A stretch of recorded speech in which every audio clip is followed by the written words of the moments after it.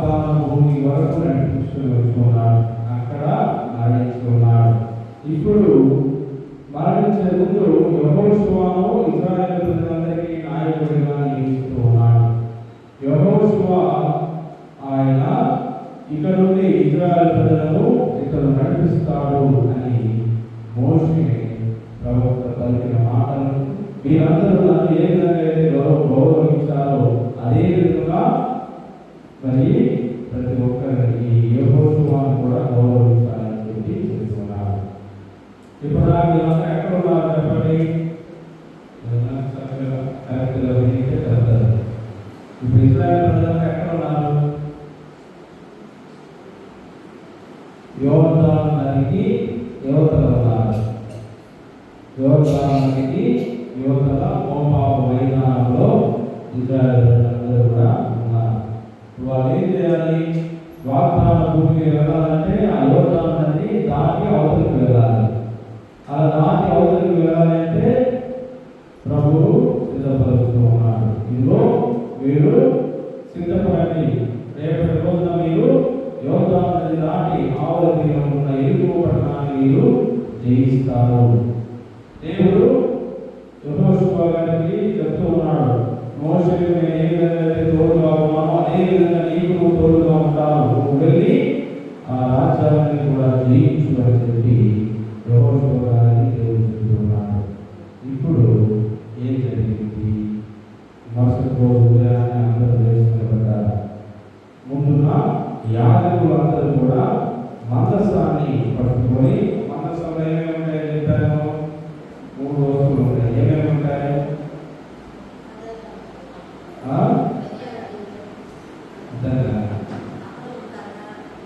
అహరోను కర్ర, 10 ఆకుల 2 పలకలు, తర్వాత మూడోది ఏంటి చెప్పండి? అదే మన్నా భోజనం. ఈ 3 దాంట్లో ఉన్నాయి, ఆ మనస్సులో ఉన్నాయి.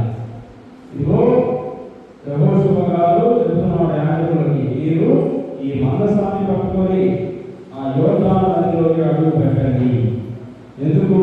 ఆ నది అంతా కూడా చాలా వేగంగా ప్రవహిస్తూ ఉంది.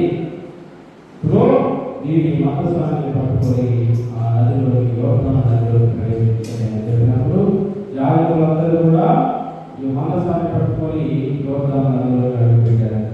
అడుగుపెట్టిన వెంటనే నీరంతా కూడా అక్కడ ఆగిపోయింది. ఈ సైడ్ నీరు ఇటుపక్క ఆగిపోయింది. మధ్యలో పొడి నీళ్ళలో వీళ్ళందరూ ఇశ్రాయేలు ప్రజలందరూ కూడా నడుచుకొని పోయారు. ఇలా ఎప్పుడైనా జరిగిందా ఇంతకుముందు? ఎర్ర సముద్రంలో ఎవరు నడిచారు? ఈ ఇశ్రాయేలు ప్రజలే నడిచారు. ఎవరు దాన్ని 2 భాగాలుగా తెచ్చింది? మోషే ప్రవక్త గారు. ఇప్పుడు ఈ యోర్దాను నదిలో కూడా అదే విధంగా జరిగింది.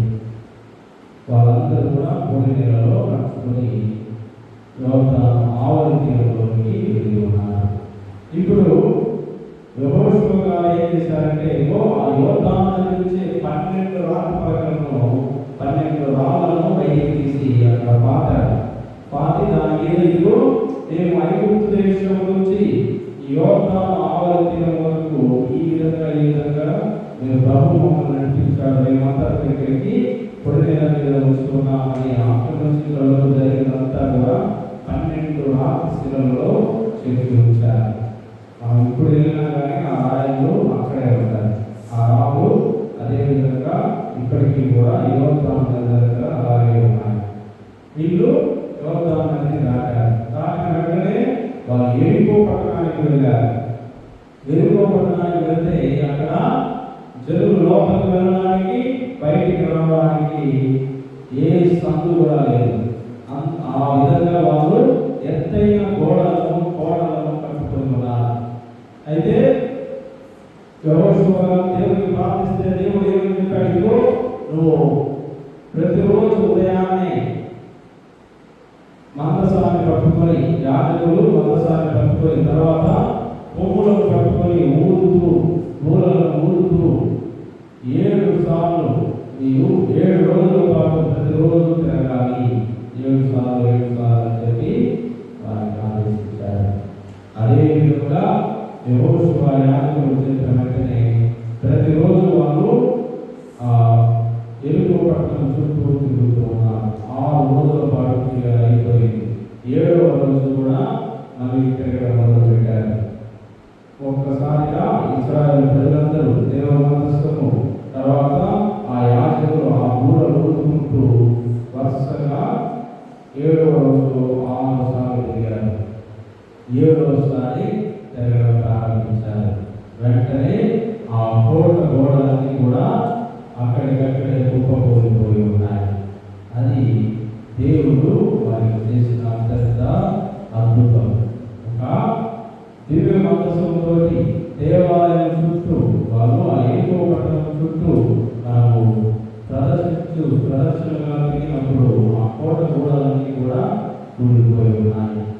అందుకనే మనము చూస్తాము చాలా చాలా చోట్లలో జపమాల పట్టుకొని లేదా మరి కొంత స్వరూపం పట్టుకొని గుడి చుట్టూ కూడా తిరుగుతారు. ఎందుకు ఆ గుడి చుట్టూ తిరిగేది? ఇదిగో ఎరుకో గోడలలో ఏది అడ్డుగా ఉన్నా కానీ అదంతా కూడా తొలగిపోవాలి, కుప్పకూలిపోవాలి అంటే దేవాలయం చుట్టూ తిరిగి ప్రార్థన చేస్తూ ఉంటారు. అయితే ఆ ఎరుకో నగరాన్ని జయించారు. వాటన్నిటినీ సర్వనాశనం చేస్తున్నారు. ఆ నగరం మొత్తం నాశనం చేస్తున్నారు. అక్కడ ఉన్నటువంటి ఏ వస్తువు కూడా ఎవరు ముట్టుకోకూడదు అని చెప్పి దేవుడు ఆజ్ఞాపించాడు. ఆ విధంగానే వాళ్ళందరూ కూడా చేస్తున్నారు.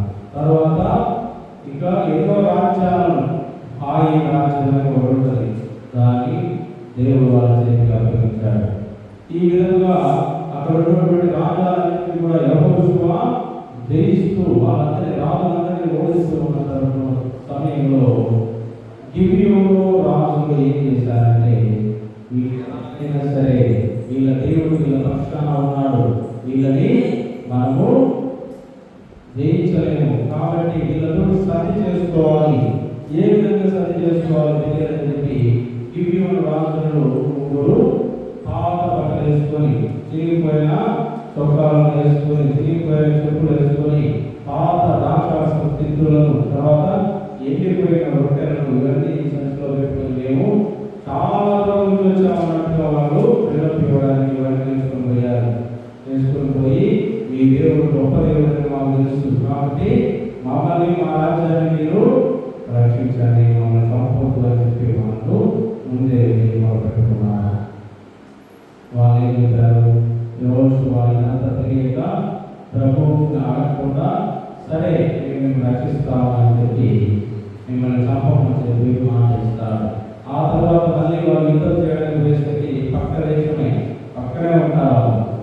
ఒక 30-40 మైళ్ళ దూరంలోనే వాళ్ళు ఉంటారు. మీరు ఏదో దూరం నుంచి వచ్చి చెప్పారు, వచ్చినట్టు మాకు చెప్పారు కదా, ఎందుకు మమ్మల్ని మోసం చేశారని చెప్పి సరే మేము ఇచ్చిన మాట ప్రకారము మిమ్మల్ని చంపము, కానీ మీరు మాకు నీళ్లను ఆహారం తయారు చేసుకొని తీసుకొని పెడుతూ ఉండాలి, అది మీకు ఇచ్చే శిక్ష అన్నట్టుగా యెహోషువ గారు చెప్పారు.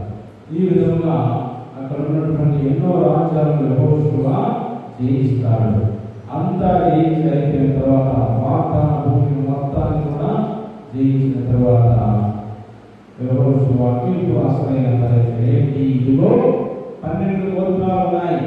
12 గోత్రాలకు సమానంగా నువ్వు ఈ భూమిని పంచాలి అని దేవుడు ఆజ్ఞాపిస్తాడు. ఆ తర్వాత దాని ప్రకారమే యెహోషువ ఆ భూమి అన్నింటినీ కూడా పరిశీలిస్తాడు. ఇలా పరిశీలించే సమయంలో యోర్దాను నది ఇక్కడ మధ్యలో ఉన్నటువంటి ఇటు సైడ్ ఉన్నంత భూమిని కూడా అందరికీ పరిశీలించాడు. కానీ అది సరిపోలేదు కాబట్టి యోర్దాను నది యువతలో ఉన్న భూమిని కూడా సగము 2-3 తెగల వాళ్ళకి యెహోషువ పరిశీలిస్తున్నాడు. అయితే లేవీయ తెగకి, లేవీయులు అంటే యాజకులు, వాళ్ళ తెగకి మాత్రం ఏ భూమి ఉండదు. ఎందుకని ఇప్పుడు దేవుడు ఏది అర్పించుతారో అది వాళ్ళకు చెందుతుంది. యాజకులకు, లేవీయులకు దేవుడికి ఏదైతే అర్పిస్తారో అది మీకు చెబుతుంది అని చెప్పి ప్రభువు సెలవించిన ప్రకారము అన్ని తెగల వాళ్ళ భూమిని పెంచుకున్నారు, కానీ లేవీయులకు మాత్రము ఏ భూమి పంచలేదు. అయితే ఈ యోర్దాను నది యువతలో ఉన్న వాళ్ళు ఏం చేశారంటే ఒక బలిపీఠాన్ని ఏర్పాటు చేసుకుంటారు.